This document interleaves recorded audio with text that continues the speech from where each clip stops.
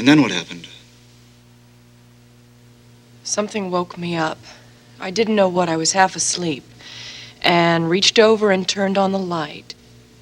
And there you were, standing beside the bed, bare-ass naked. I started to scream. Maybe I yelled, "Get out of here," I'm not sure. And you said, and I'm not sure of the sequence, "You're very beautiful, I want to talk to you, don't be afraid." I kept yelling. It all went very fast.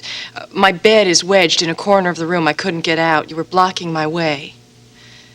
Then you hit me very hard on my left breast. It must have been then that Jenny rang the bell. You immediately ran into the kitchen and must have crawled back across the air shaft into your apartment. All I could think of was getting out of there.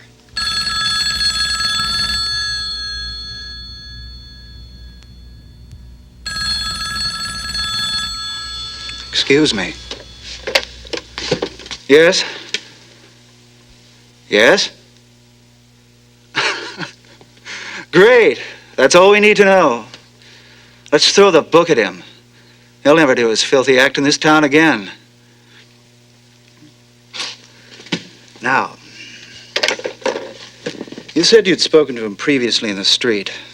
How long before the assault had this taken place? Wearing my voluminous flannel nightgown, I knelt before the small wood-burning stove, trying to see why the fire was so fragile.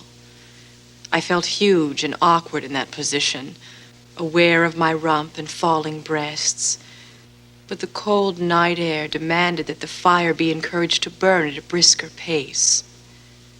My younger lover, small and tight in her body, sat on the couch watching me. I did not like what I thought she saw. I didn't like the bigness of my ass, the weight of my body on my knees. Then, just as I'd worked very hard to accept my lack of appeal, she said in a low, firm voice, "You look so fuckable that way." I froze, caught in that moment of self-hatred by the clarity of her desire. I stopped all movement, awed once again by the possibilities of life. I knew she was walking toward me. I felt her stand behind me, felt her hand shape my nightgown to my curves. I heard her breath come quicker, and still I didn't move.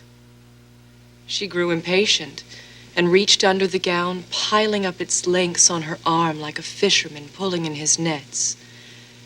Then, against all my fear, she entered me.